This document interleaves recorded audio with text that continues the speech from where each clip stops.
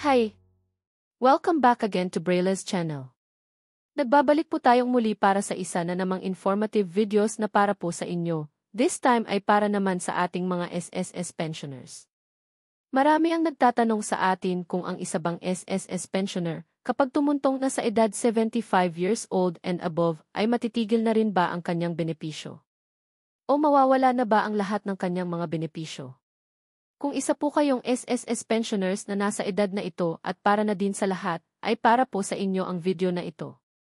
Ang mga dapat niyong malaman ay ating ibabahagi ngayon. But before po tayo mag-start sa ating topic, kung bago ka pa lang sa aking channel, please do kindly subscribe, like, and share na din sa ating mga kaibigan, kaanak o kapwa po natin pensioners. At please do share na din sa ating mga social media accounts para mas marami pa ang makaalam. With no further ado, let's begin na po sa ating topic. To all SSS pensioners, dapat alam mo, matitigil na ba ang pensyon at iba pang benepisyo kapag tumuntong na sa edad 75 years old and above? Tama ba o mali? Ang detalye ating aalamin. Marami ang nagtatanong po sa atin kung matitigil nga ba ang mga benepisyong natatanggap ng isang SSS pensioner kapag ito ay tumuntong na sa edad na 75 years old pataas. Ang sagot po dyan ay hindi po mawawala ang inyong benepisyo. Lahat po ng benepisyo ng isang SSS pensioner ay matatanggap nyo pa rin habang kayo ay nabubuhay. Taliwas po ito sa mga nagsasabing matatanggal na daw ang inyong benepisyo. At kung sakali naman na kayo ay bawian na ng buhay, maililipat po ang inyong benepisyo sa inyong naiwang asawa at minor na anak. Ibig sabihin po, si survivor pensioner ang magtutuloy ng iyong mga benepisyo hanggat siya ay nabubuhay.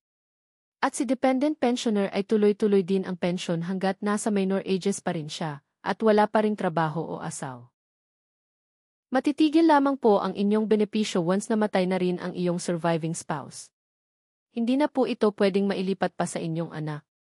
At kung si dependent pensioner naman ay umabot na sa edad na 21 years old, o nakapagtrabaho agad o biglang nakapag-asawa ay matitigil na rin ang kanyang monthly pension. Subalit pagdating po sa ating privileges loan ay may mga corresponding ages limit na po ang bawat loan natin. Tulad na lamang ng housing loan, ang lahat ng SSS pensioner ay allowed lamang na makapag-avail nito hanggang sa 70 years old. Kung 75 years old na po kayo ay hindi na po kayo allowed makapag-loan. Pagdating naman sa SSS pensioners loan, pwede pa po tayong makapag-loan kung ikaw ay nasa 75 years old pa lang, dahil hanggang 85 years old pa po ang pwedeng makapag-avail ng pensioners loan. Pero pagdating naman sa calamity at salary loan, ang lahat po ng SSS pensioners na nasa edad 75 years old ay hindi na qualified na makapag-apply ng calamity at salary loan dahil hanggang 65 years old lamang ang age limit na pwedeng mag-avail ng SS salary at calamity loan. So, in summary, ang lahat ng SSS benefits na matatanggap ng isang 75 pensioners and above ay ang mga sumusunod. Monthly pension, yearly 13-month pay at ang pensioners loan. Ito rin po ang pwedeng matanggap ng isang survivor pensioners, subalit ang pensioners loan ay magiging epektibo lamang ngayong September ng taong ito. Naway nakapagbigay linaw po ito sa ating mga SSS pensioners, lalo na sa nasa edad na 75 years old pataas. Para sa iba pang may katanungan ay maaari po kayong mag-comment down below at agad po natin itong sasagutin ayon na rin sa SSS guidelines. That's it. Manatili lamang po kayong nakatutok sa ating mga latest informative upload na para po sa inyo.